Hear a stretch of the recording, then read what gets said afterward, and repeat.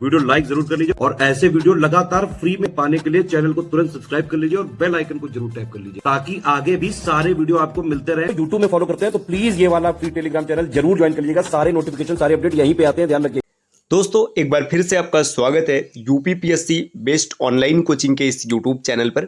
आज की इस वीडियो में हम लोग मध्यकालीन भारत के इतिहास से मुगल सत्ता में भू राजस्व प्रणाली किस प्रकार थी इसकी चर्चा करेंगे।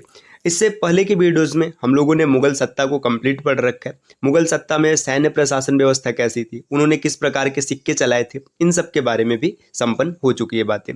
तो आज हम लोग भू राजस्व प्रणाली को समझेंगे। काफ़ी इंपॉर्टेंट क्लास होने वाली है, यहाँ से पेपर में अक्सर प्रश्न पूछे जाते हैं। यह क्लास सभी प्रकार के प्रतियोगी परीक्षाओं, चाहे आरओ है, यूपीपीसीएस है या अन्य स्टेट पीसीएस एग्जाम हो गया, यूपीएसआई, लेखपाल हो गया, यूपी ट्रिपल एससी, सभी परीक्षाओं के लिए समान रूप से उपयोगी होने वाला है। तो चलिए शुरू करते हैं आज के इस महत्वपूर्ण सेशन को। इससे पहले जरूरी सूचना यह है साथियों कि अगर आप टीम के पेड कोर्सेज को ज्वाइन करना चाहते हैं पीसीएस के कंप्लीट प्रिपरेशन के लिए, तो आप इनमें से किसी भी नंबर पर कॉल या व्हाट्सएप कर कोर्स के बारे में अतिरिक्त जानकारी ले सकते हैं। ये ज्ञान सर का व्हाट्सएप नंबर है, आप यहाँ से व्हाट्सएप के माध्यम से भी जानकारी प्राप्त कर सकते हैं। अब हम लोग देखते हैं अपने क्लास को। देखिए यहाँ पर सबसे पहले दिया है भूमि और भू राजस्व। देखिए अगर भूमि की बात करें तो यहाँ पर सीधा सीधा वही तथ्य दिए गए जो पेपर में पूछे जाते हैं। जैसे पोलज की बात करें तो पोलज किसे कहा जाता था? सर्वोच्च उत्पादन वाली भूमि। ऐसी भूमि जहाँ पर सबसे अधिक उत्पादन होता था उसके लिए पोलज शब्द का प्रयोग किया जाता था। इस पर प्रतिवर्ष खेती होती थी तथा वर्ष 2 बार फसल उत्पादन होता था, मतलब एक वर्ष में 2 बार का फसल उत्पादन होता था। जैसे आज के समय में आप खेती को देखते हैं, जैसे अगर बात करें उत्तर प्रदेश में तो मुख्य रूप से 2 प्रकार के फसल चक्र चलते हैं। जैसे एक गेहूं का हो गया है ना, और दूसरा हो गया धान का।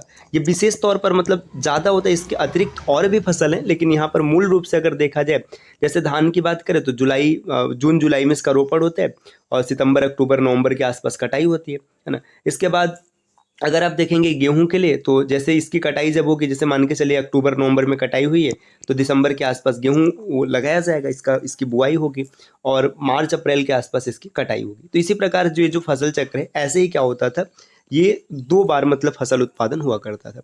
प्रति भूमि की बात करें, इस भूमि को एक बार जोतने के पश्चात उत्पादन शक्ति पुनः संचित करने हेतु 1 या 2 वर्ष के लिए छोड़ दिया जाता था। देखिए पोलज सबसे उपजाऊ भूमि है, एक वर्ष में 2 बार की खेती हो रही है। प्रति एक बार अगर जोत लिया गया तो इसकी उत्पादन शक्ति समाप्त हो गई, फिर 1 या 2 वर्ष के लिए छोड़ा जाएगा, तब उसके बाद जाकर इस पर खेती होगी। ऐसे भी सामान्य तौर पर अगर आप गांव क्षेत्र से, तो आपने परती का नाम सुना होगा। परती क्या होते हैं? जो खेत ऐसे छूटे रहते हैं जिसमें खेती नहीं की जाती, तो आप आसानी से इसको समझ सकते हैं। चाचर का मतलब है ऐसी भूमि जिस पर 3 या 4 वर्ष खेती न हो। देखिए चाचर किसे कहते थे? जिस पर 3-4 वर्ष के लिए खेती न की जाए। तो 3 चीजें आपको अच्छे समझ में आ गई। पोलज का मतलब क्या है? वर्ष में 2 बार खेती है, सबसे अधिक उत्पादन वाली भूमि है। प्रति एक बार खेती की गई, जुताई हुई, फिर उसके बाद 1 से 2 वर्ष के लिए छोड़ना पड़ा। चाचर 3-4 वर्ष के लिए, तो आप ऐसे सीधा याद रखना, चाचर 4 वर्ष के लिए खेती नहीं किया जाते। आगे और भी कुछ महत्वपूर्ण शब्द है, जैसे बंजर। बंजर कौन सी भूमि होती थी? ऐसी भूमि जिस पर 5 या उससे अधिक वर्षों तक खेती न हो। बंजर उसे कहा जाता था 5 वर्ष तक खेती नहीं किया गया। माल क्या होता था? उपज कर को माल या महसूल कहा जाता था। उपज कर मतलब आपने अनाज पैदा किया, खेती किया, उस पर जो टैक्स लगता था उसे माल कहते थे या महसूल भी कहा जाता था। भू राजस्व वर्ष में 2 बार देय था, मतलब वर्ष में 2 बार आपको ये राजस्व देना होता था। अकबर ने 1/3 का मतलब है 33% के लगभग भू राजस्व लिया, लेकिन मुल्तान और राजस्थान से 25% तथा कश्मीर से 50% भूकर वसूला। देखिए सामान्यतः 1/3 था, लेकिन मुल्तान, राजस्थान इन क्षेत्रों में 25% था और कश्मीर की बात करें तो यहाँ से 50% था। शाहजहां ने 50% भूकर वसूला और फिर भी मुगल काल में सर्वाधिक भूकर लेने वाला शासक औरंगजेब था। देखिए भाई 50% शाहजहां ने लिया ना, फिर भी सबसे ज्यादा किसने लिया था? औरंगजेब ने लिया था। शाहजहां ने जब्ती प्रथा को स्थगित कर अपने साम्राज्य का 7/10 भाग ठेके मतलब इजारेदारी पर दिया था। जिहाद क्या था? मुगल भू राजस्व से करों के अतिरिक्त एक देकर जिहाद के रूप में लिया जाता था। मालो जिहाद मालगुजारी के रूप में विभिन्न फसलों पर लिया जाने वाला पृथक कर था, जबकि सैर या शायर जिहाद मालगुजारी से इतर कर था। इन करों का उल्लेख सर्वप्रथम आईने अकबरी में मिलता है। देखिए जो भू राजस्व कर था ये तो था ही, इसके अलावा भी एक कर लिया जाता था जिसे जिहाद कहा जाता था। और इसका सबसे पहले उल्लेख कहाँ पर है? आईन अकबरी में। तो ये काफ़ी इंपॉर्टेंट है, आईन अकबरी, यहाँ पर भू राजस्व करों का उल्लेख किया गया। भू राजस्व प्रणाली दो चरणों, देखिए एक है निर्धारण जिसे तखीस कहा जाता था, और एक है संकलन जिसे तखसीस कहा जाता था। यहाँ पर देखिए, यहाँ पर दोनों, यहाँ पर खीस है और यहाँ पर सीख है, से गुजरती थी। भू राजस्व के आंकड़े एवं राशियां सीमांत कहलाते थे। मतलब इसकी जो आंकड़े थे, जो राशियां थी, उसे सीमांत कहते थे। जब्ती, जब्ती का मतलब है जमई। जमई क्या था? इसमें माप जोख के आधार पर कर निर्धारण किया जाता था। जमई का तात्पर्य माप जोख होता था, उसके आधार पर टैक्स देना होता था।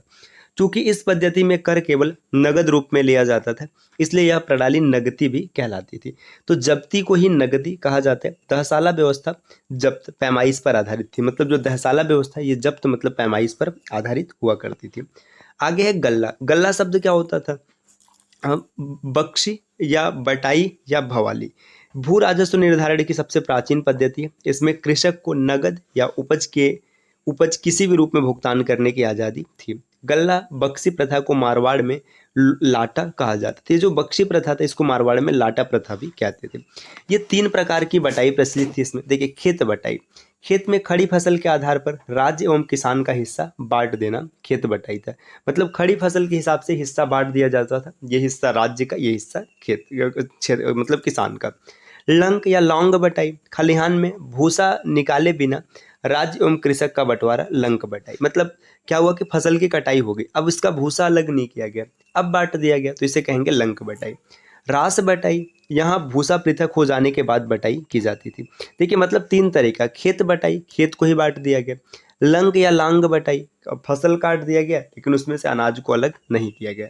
रास बटाई, इसमें अनाज को अलग कर दिया गया। नक्श या कनकुट, देखिए नक्श को मुक्ताई एवं कनकुट को दानाबंदी। मारवाड़ में दानाबंदी प्रथा को कुंता कहा जाता था। देखिए, नक्श को मुक्ताई कहते थे और कनकुट को दानाबंदी कहा जाता था। अधिकांश इतिहासकार ने नक्श एवं कनकुट को एक ही भू राजस्व प्रणाली स्वीकारा है। वहीं अन्य इतिहासकार के अनुसार कनकुट में भूमि की पैमाइश के बाद भूमि की उपज का अनुमान लगाया जाता था। नक्श केवल अनुमान पर आधारित भू राजस्व प्रणाली थी। यह प्रणाली बंगाल, काठियावाड़, गुजरात और कश्मीर में प्रचलित थी। आगे दिए रेख विधि। देखिए, राजपूत राज्यों में स्थानीय रेख विधि प्रचलित थी। खरबार विधि, कश्मीर में पैदावार का अनुमान गधे की लदाई के आधार पर किया जाता था, जिसे खरबार विधि कहते थे। मतलब कितना पैदा हुआ है, ये इस पर निर्भर करता था कि कितना माल गधे पर लादा गया। अब आगे बढ़ेंगे। देखिए, अब मुगल संस्कृति की बात करेंगे। संस्कृति भी काफ़ी इंपॉर्टेंट है। देखिए, मुगल शासन के दौरान भारत में सांस्कृतिक गतिविधियों का बहुमुखी विकास हुआ। मतलब जब मुगल सत्ता चल रहा था तो सांस्कृतिक गतिविधियों का विकास होता है। वास्तुकला, चित्रकला, साहित्य एवं संगीत के क्षेत्रों में जिन परंपराओं की स्थापना हुई, वे आगे की पीढ़ियों के लिए मानदंड बन गए थे। यही कारण है कि डॉक्टर सतीश चंद्र महोदय ने गुप्त काल के बाद मुगल काल को दूसरा शास्त्रीय काल या द्वितीय स्वर्ण युग कहा है। तो ये पॉइंट इंपॉर्टेंट है कि मुगल सत्ता को दूसरा शास्त्रीय काल या द्वितीय स्वर्ण युग किसने कहा है? तो डॉक्टर सतीश चंद्र महोदय ने। इसका मूल कारण क्या है कि इसमें साहित्य, कला, वास्तु, इन सब का काफ़ी अधिक विकास हुआ है।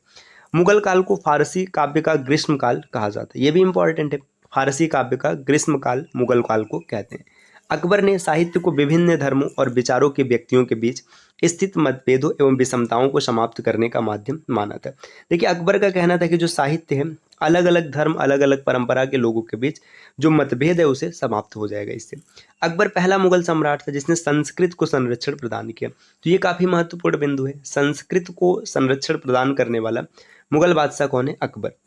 महेश दास ठाकुर ने अकबर का इतिहास सर्वदेश वृत्तांत संग्रह में लिखा है। महेश ठाकुर, इन्होंने अकबर का इतिहास लिखा है सर्वदेश वृत्तांत। जैन पद्य सुंदर ने अकबर शाही श्रृंगार दर्पण का आलेखन किया है।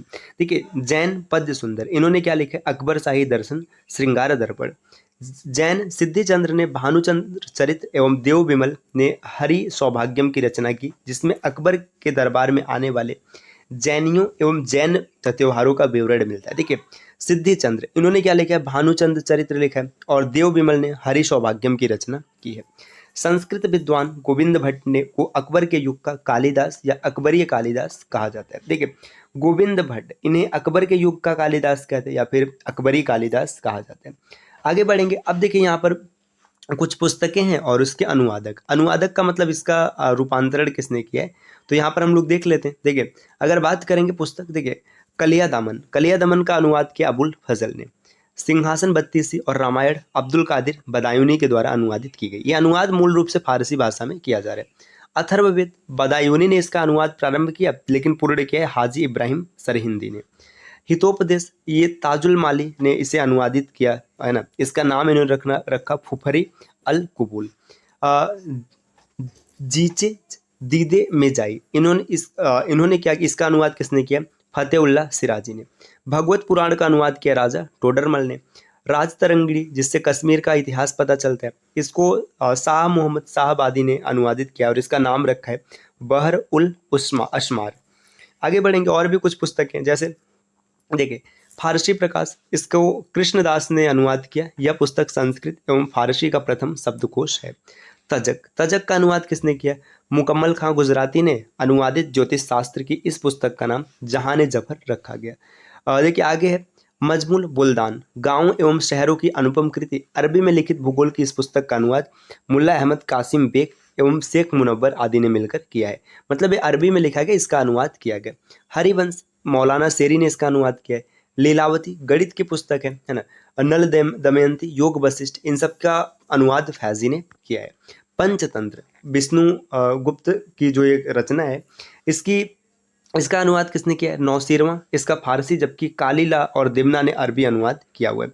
अनुवाद विभाग के तहत पंचतंत्र का फारसी अनुवाद अबुल फजल के अनवारे सुहेली नाम से किया गया है। ये सब तथ्य आपको याद रखना है। देखिए बादशाह की बात करें, संगीत इसकी प्रमुख विशेषता थी। देखिए अकबर नकाड़ा मतलब नगाड़ा बजाने में दक्ष थे। उसने लाल कुलवंत मियाँ लाल से वादन की शिक्षा ली थी। अकबर स्वयं अच्छा गायक था। शाहजहां एक ऐसा गायक था जो ऐसा गाता था कि सूफी भी मंत्रमुग्ध हो जाते थे। मतलब शाहजहां बहुत ही अच्छा गायक था। औरंगजेब बीड़ा वादन में निपुण था। तो ये प्रश्न कई बार पूछा गया, बीड़ा वादन में निपुण कौन था, औरंगजेब। तो दोस्तों ये क्लास रही जहां पर हम लोगों ने कुछ चीज़ों का डिस्कशन किया। मुगल चित्रकला, इसके बारे में अगली क्लास में समझेंगे। तो ये क्लास आपको कैसी लगी कमेंट करके ज़रूर बताइएगा, और इस प्रकार के वीडियोज़ को लगातार देखने के लिए आप चैनल को सब्सक्राइब कर सकते हैं। मिलते हैं आपसे अगले वीडियो में कुछ नए और इंटरेस्टिंग इन्फॉर्मेशन के साथ। तब तक के लिए नमस्कार।